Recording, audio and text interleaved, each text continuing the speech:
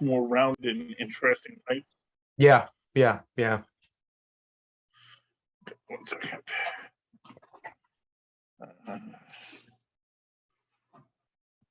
Oh, sorry, I already canceled that. Okay, perfect. Okay. Can you hear the TV okay, hon? I can hear it just fine. Okay. Alrighty. Got it. Alrighty. I cough. I don't know why I'm just coughing so much lately. Avast me hearties and welcome once again to Full Stream Ahead. I be your Captain Charlie, the Professor Esser, and with me as always is me first mate and skinny rich friend. It's Mozz. Welcome, Mozz. Welcome back to Full Stream Ahead. Welcome back to Willow, episode 6, season 1, Prisoners of Skellin. A world of capes and lunatics, gods and monsters and witches and warlocks and demons and everything else. You gotta look for Willow. The heroes mount a rescue mission into the dread mines of Skellin. The dread mines that we will remember earlier. Thraxus Boren, or Thraxus, or something like that. Yeah. Borman. He escaped valiantly, nobly, much as what's his name from Shawshank did. So just to show you, we are not above borrowing from the best. Our director this week, Philippa Luthorpe, or Luthorpe, if you want to pronounce all the letters. Our writers this week, we got our Hannah Friedman, who is, well, she gets the written by credit along with Stu Solonic. And then we've got our Jonathan Kasdan, who gets our developed by. George Lucas gets to sit on a big old pile of money because this is all based on his characters. And the unsung hero, once again, is John Bickerstaff, staff writer, uncredited. His name is Bickerstaff, and he's a staff writer. Makes me wonder if he's a real person. Like, is someone just coming in here and saying, "I'm not credited, but I was a staff writer on that"? Yeah. Yeah, it sounds like. Remember in The Office? Well, yeah, I guess you weren't a fan, but Jim and Dwight created a fake salesman because they had a cap on how much commission they can earn. So they created a fake salesman to put through their other leads and split the commissions. Why would you put a cap on how much commission a salesman gets? I thought the same thing. They want to motivate you, but not too much. Yeah, I don't know. I guess Doesn't make any sense. Yeah, I guess maybe it's to motivate others. Or to make sure that one salesman isn't hogging all the best leads. You know. Yeah, you don't want it to become like a multi-level marketing kind of thing. Yeah. Also, I guess they're creating a market for mediocre salespeople. You know. Yeah, well, you don't get to be good until you get to be mediocre. Fair enough. And so you got to get your mediocre salespeople through the process, and having them. When they get really good, they realize I shouldn't be here anymore. Yeah, well, it is received an education, and we made some money. Everybody wins. There you go. That's the circle of life, man. Move on to bigger and better products, or you keep on selling what you're selling. I don't know. I'm not in sales. My mother was in sales. My mother loves sales. So it should be in my blood, but I am too cautious of a person. I'm not a daredevil. Salespeople are daredevils. They like but you like playing the lottery. Oh, yeah, because there's no risk in the lottery. Fair enough. Oh, I guess any risk you assume has already been given away. Well, exactly. The thing about the lottery is that it is a low risk, high reward proposition. I make a small bet, and I could win a large amount of money. And low risk, high reward means sounds good. But sales is usually much higher risk and comparatively lower reward because it's a lot of work to get the sale, and but you can make a lot of money in sales. Not that my mom ever did, or she gave us a middle class lifestyle along with my dad, so I guess it all worked out. Yeah. Anyway, moving right along, our dear friend Kit, along with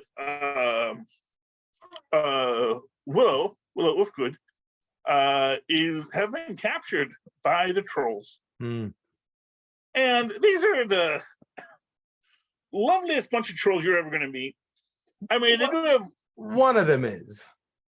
No, all the ones we hear talk seem to be...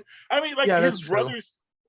brothers kind of he's a troll of few words. Mm. But, you know, it's clear that, you know, the trolls have a culture, and they do like their fermented whatever that stuff is. Right, troll steroids, it looked like to me. Yeah, well, I thought it was like troll whiskey. I don't know. Oh, fair enough. Yeah. Maybe like a nice liqueur, you know? Fair enough. I never assume anyone's on performance enhancing things in these things, man. This is fantasy. Everything. Did you see the last episode where they were drinking the wine and everything's getting all whooshy? Right. It's all performance deafening. Yes, you know. Well, depends on what you want to perform, man. Also true. Everything sounds so much better, you know. Now that's performance enhancing. It enhances your performance if I take it. Yes, exactly, man. That's why do you think the Grateful Dead are so good? Right. Anyway, I like move that right along. this episode started with Eric wandering in this Neverland, and door opens to this secret lair, and he runs away, runs the other way. What was interesting is because I thought they were building up to Eric being evil, and then when he gets scared of that sound and doesn't chase after it, I was like, oh yeah, I don't think he's been turned, and which made me think they're just showing us the beginning and showing us the ride he's going to take until he eventually turns evil. I still, for some reason, feel like they're going to turn him evil. Well, you know, I think what it is, and this is because this is actually one of the most interesting things, and I will tie it back because we get that coda at the end too, you know, and I think that's a very important part of this is what's the voice calling to him. Oh, and I mean, it's obvious by the end. Well, I mean, yeah, it's the crone, obviously, but you know, it is interesting to me because it's all about what path the crone chooses to take, what form, like you know, what form will the destroyer take? You know, will it be, you know, and it's what is going to appeal to you, right? It's more a reflection of you. Which piece of myself am I going to see?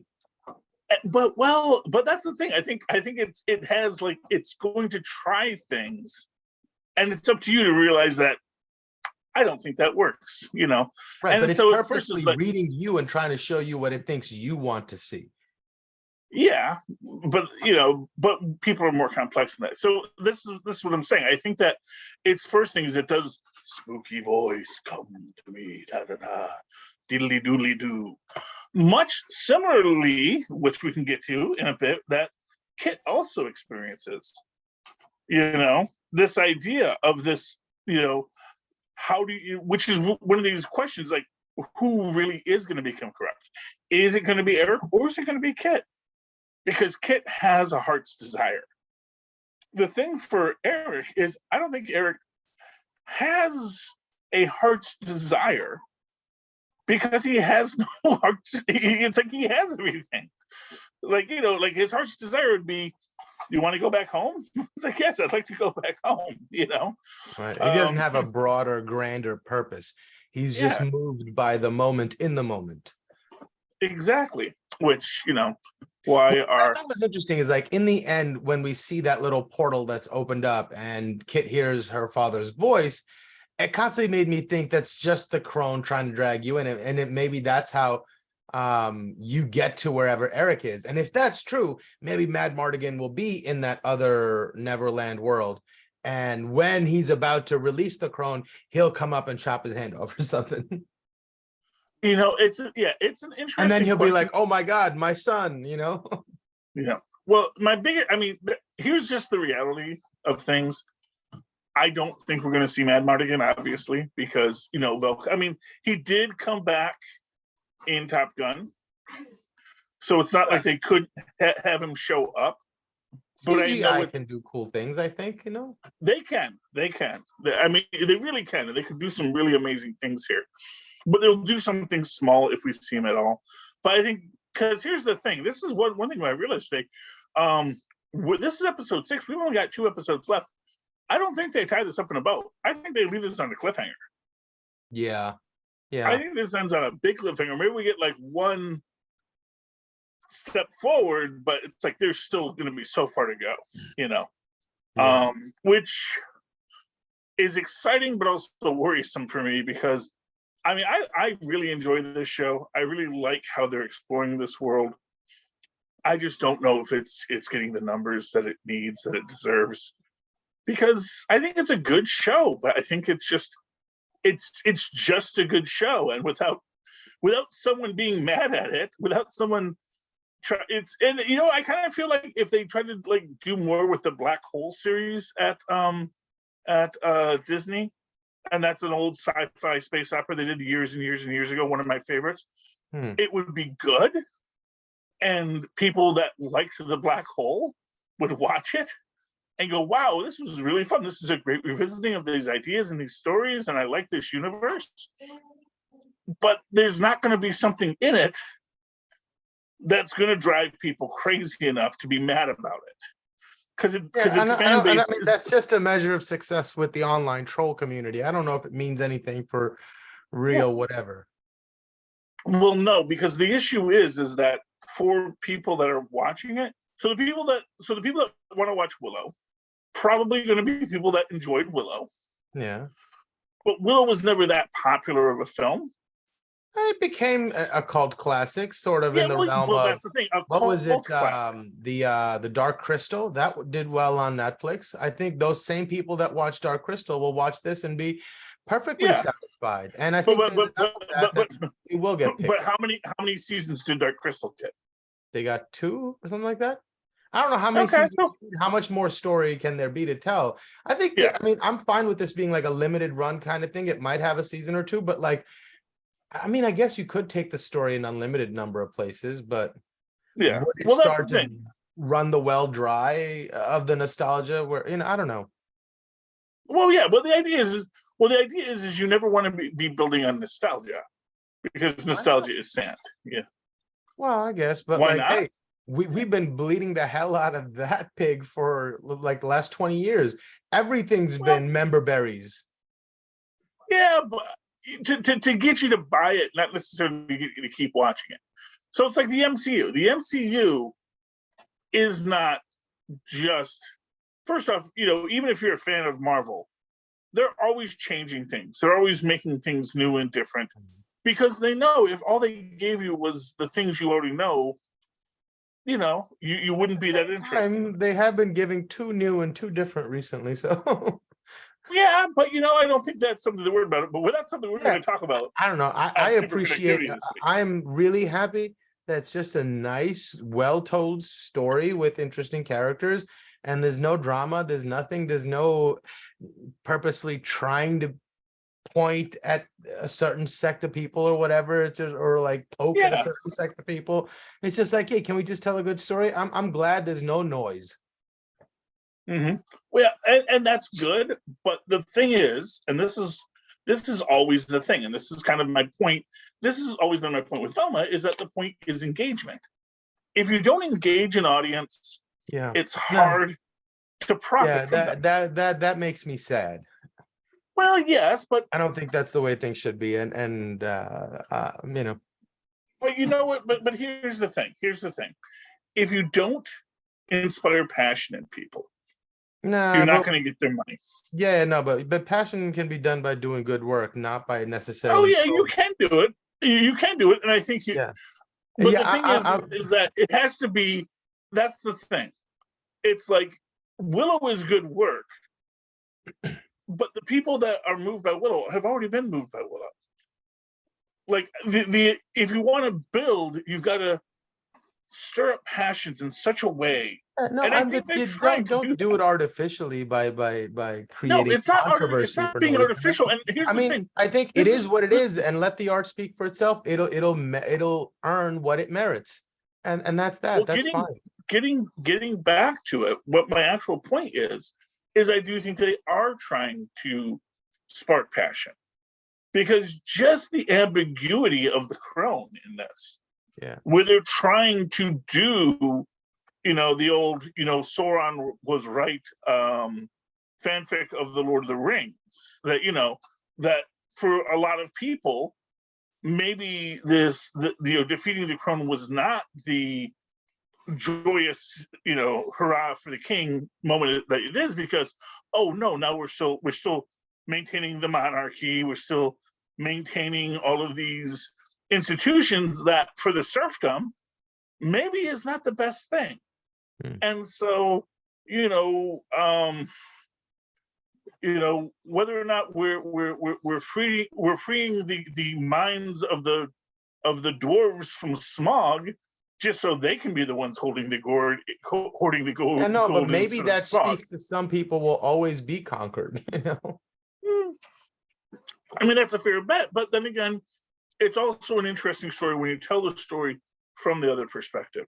In fact, that's the thing. It's like, it's always interesting when you stop to think about someone who's very different than you and what brings them to this thing. In fact, I was thinking about, and I may have misheard it, but I was listening to an interview recently with Salman Rushdie, who recently got attacked, as everyone knows. Yeah. And he was talking about, like, if he's ever going to revisit this in his writing. And, he kind of, if I heard him correctly, it seemed to me he was saying, I would like to, if I were to revisit this, I'd want to revisit it from the attacker's perspective. Because I would want to try to understand what happens in that mind that brings you to that place. And I think, that's a brilliant way to look at things. And that's the idea here. Now, maybe the crone is evil.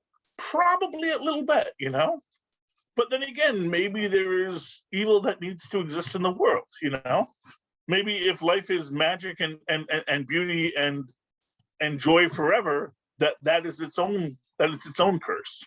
I know, I dig that, but I also think Yeah. at a certain point, I'm comfortable drawing a line and saying I'm comfortable with this and not with that. So some things are on the other side. And that's good too. And that's what we have to explore. Yeah.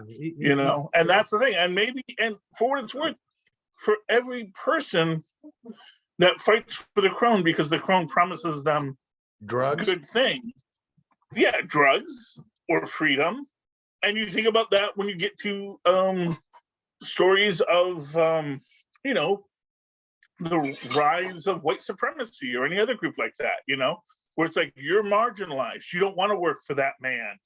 Come and we'll make you powerful again. We'll make you truly free, without ever really asking, well, what does freedom mean? And what is the responsibility of freedom? So, maybe that's who the crone is. Maybe the crone is just a brilliant politician getting all these displaced, rabbled people to sort of organize for them without ever really giving them what they need to survive. So it's a possibility. Lots of things to do. Anyway, back to the actual story. So they're in captivity and they meet this other prisoner who claims to be Mad Mardigan. And what I thought in that moment is like, my God, when they cut from Kit to Allagash and back to Kit, I'm like, oh my God, she looks exactly like his character in Robin Hood. The same haircut, it was like, oh my God. And then they played the little joke, I am your dad. I'm like, yeah, you could be. And to be fair, she hasn't seen her dad in a very long time. Right.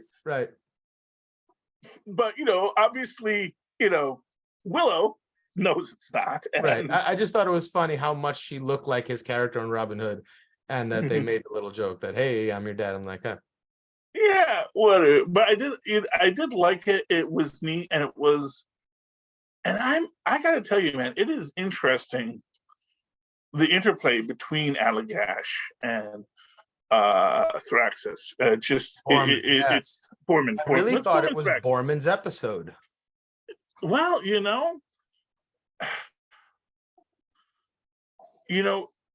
this is one of the things I found most interesting about this, is that in the end, as they're both being led by Allagash and Borman, and they think they're going to get out, they actually wind up both being taken to the chamber. Because at the end, neither one is truly trustworthy. Neither one is actually here to help the others. They want to be the hero. They want to find their way to be the hero. Yeah, and this I whole like time that. they make you fall in love with Borman because he's so fun. And then it turns out that he was a traitor. He betrayed Man Mardigan. You're like, man, no, I don't want to believe that about Borman. And then inherently you start getting suspicious and distrustful of Allagash. Like, I don't know this guy. We just met this guy. Well, why are we going to trust him over Borman? And then when they meet, you're like, well, it sounds like there's more to the story. Maybe he was the one who really betrayed. And maybe they're both just dealing with a lot of guilt that they weren't able to save Mad Mardigan. I think that's a lot of what it all comes down to, is that at the end, they both, the idea is that they're projecting their own guilt onto the other one because he was the only other person that's still here that was there. Well, that is the thing that I think, that is where Allagash tells Kit at the end, that I think Kit completely misses the point on, which is that,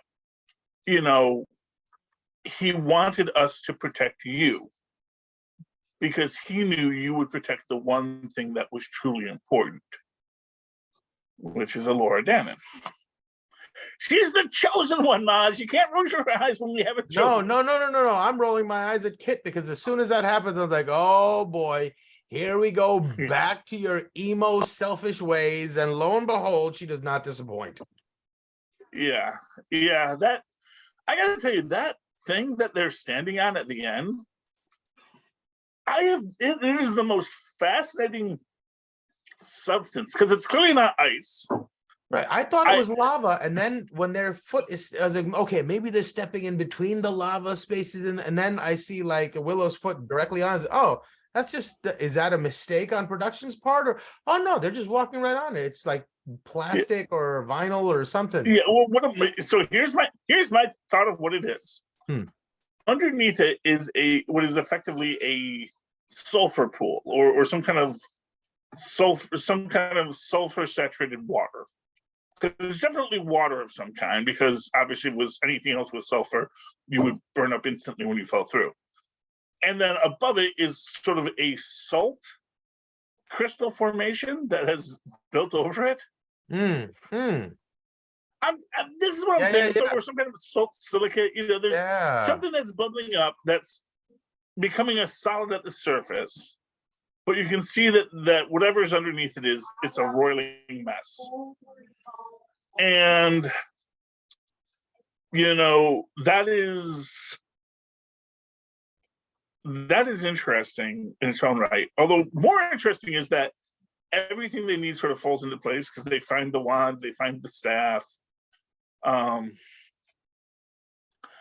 Although maybe that's what they were supposed to do. Maybe that's what the magic does. Right.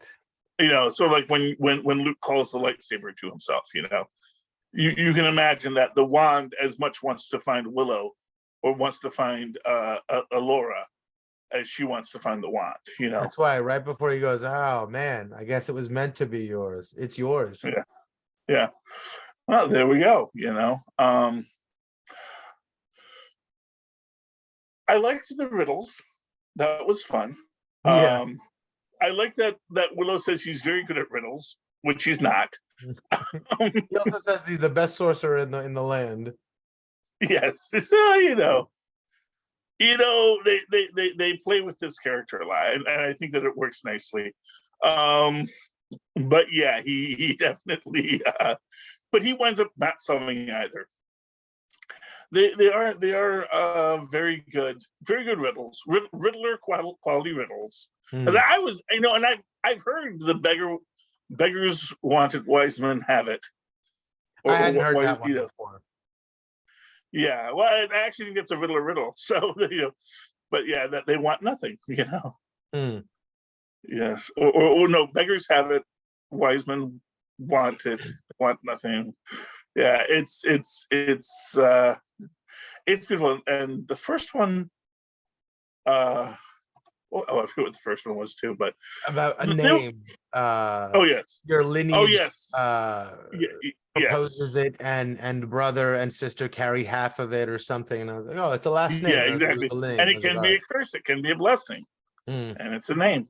And interesting that I believe the two people that solve it are what's her because Jade. Laura solves the nothing riddle, and Jade, Jade solves the name one. And again, and I think these are meant to be representatives of themselves. Right, Because for Jade, like the Wizard of Oz. yes. Well, yeah, I mean, for Jade, these are the things that it can be a blessing or a curse. She has What's in a found her name? family. Yeah, but so that's good. I would love to know how that big rock head talks. I mean, because it's clearly meant to be mechanical. Right, but it's also sort of magic because it responds to them, unless it's some super sophisticated AI, which I doubt exists in this world. To be fair, it does repeat. That's true. So it's waiting for the answer. Right. And which I think is also very interesting. Along those lines, when Allagash finds the entranceway, that you can't see it because it's just all the rocks are in all over the place, and so you have to like turn the keys, and then now we can walk through. So that was good. I also found I had yeah, the captions on, and I realized his name is Eric, not Eric.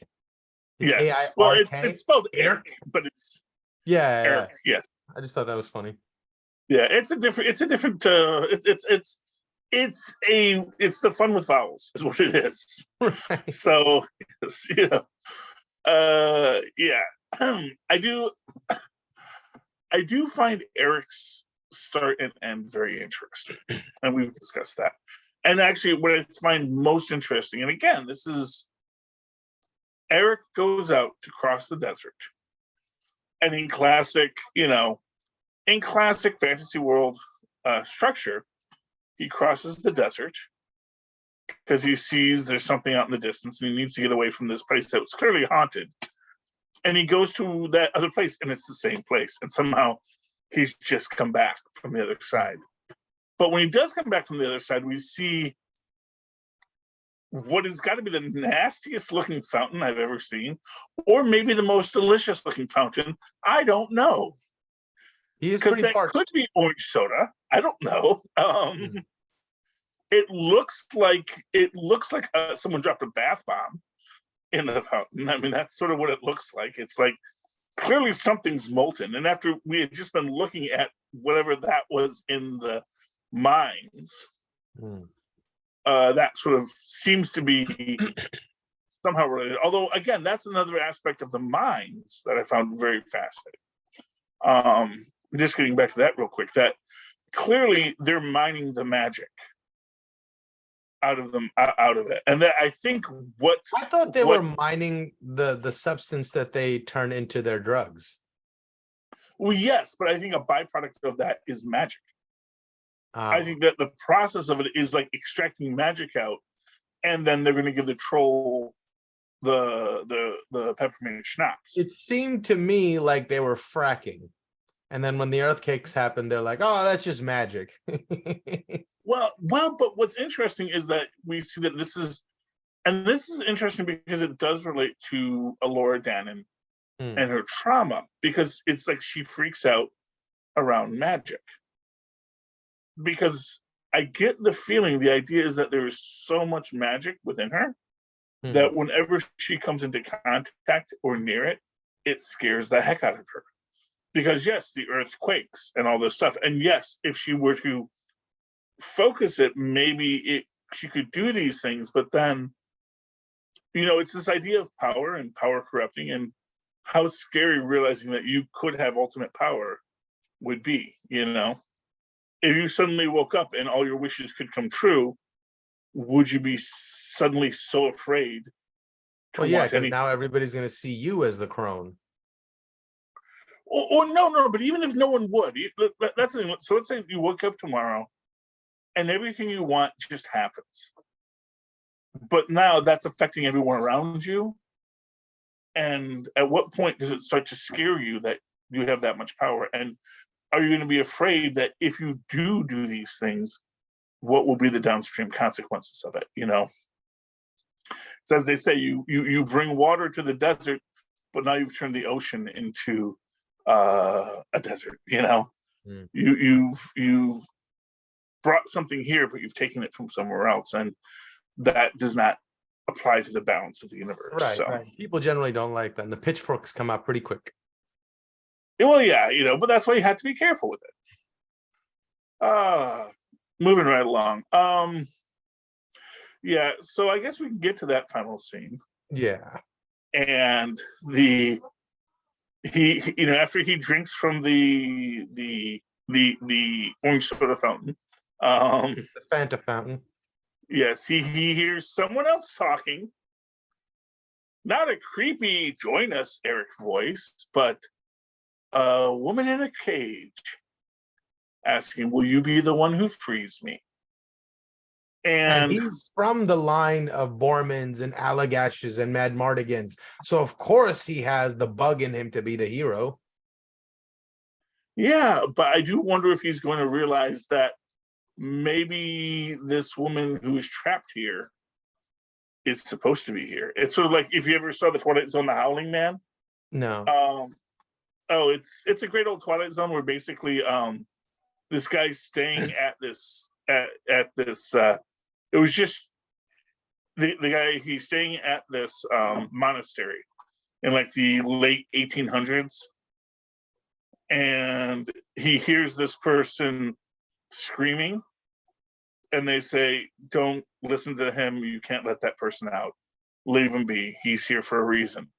And eventually they tell him, you can't let that person out, he's the devil himself. We managed to trap him here, but you know, if he ever gets out, he's going to destroy the world, because that's what he does, he's the devil. And of course the devil is, or the guy is like, no, what are they?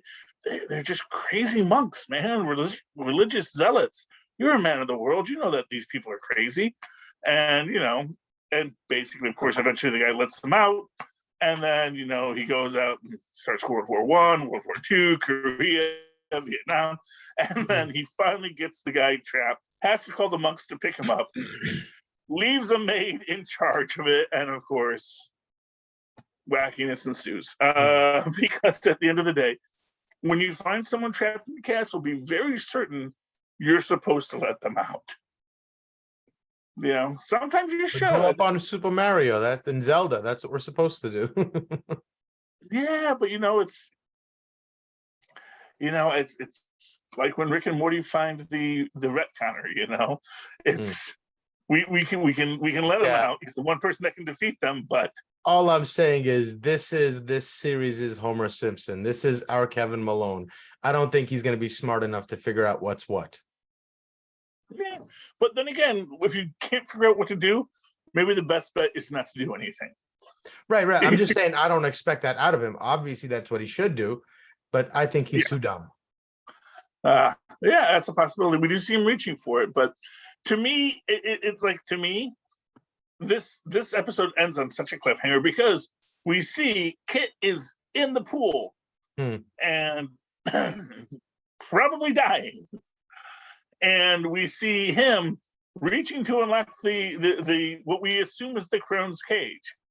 So when we next open up these, when we next come back, I don't know what we're going to get, and I worry for it. I worry for it because, you know, it could be anything at this point.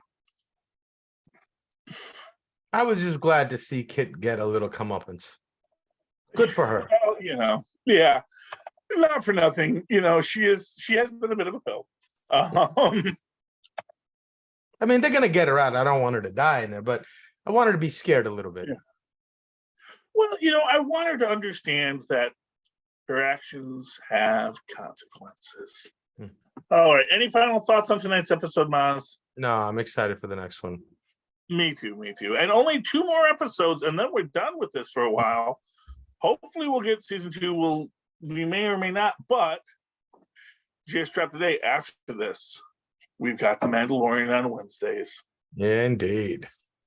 Mandalorian and Grogu are back, and they've got lots to do. All right. Hey, ladies and gentlemen, if you like this show, if you like any of our shows here on the Capes and Lunatics Network, why don't you write us a letter? You can send it off to CapesandLunatics, all spelled out, at gmail.com, or even call us at 614-382-2737. That's 614-38-CAPES, and leave us a voicemail, which, if you like, we'll play on the air. And if none of that is interesting to you, but you just want to spend money or give us money, go to Linktree, that's linktr.ee/CapesandLunatics. See links for all of our shows, and we've got lots of shows. Some are even good, like the Salty and Petty podcast with our famous hosts, Phil, Podcast Perich, and Lilith Hellfire. Check those out, buy some merch, and give us money if you want to, either with Cash App or become a Patreon. And in Mozz, if they do all that and still just want to connect with you, how can they find you? Oh, they can email me at mozzmanzor@gmail.com or find me on Facebook under Mozz Manzor. That's MOZZMANZOOR. And of course, you can always write to me in that old-fashioned email way, the way our mothers and fathers once did, at superconnectivityblog@gmail.com. That's superconnectivityblog, all one word, at gmail.com. Of course, follow me on the Twitter as I live tweet things when I feel like it. At Charlie Esser, that's CharlieEssser. Look for the two E's in the middle. For quality. Ding. All right, me dear passengers, you've come to the end of another raucous ship sailing down the bounding main of the internet. We hope you've enjoyed the show, and we'll come back next week as we once again sail full steam ahead. Arrgh. All right. Let me end this one.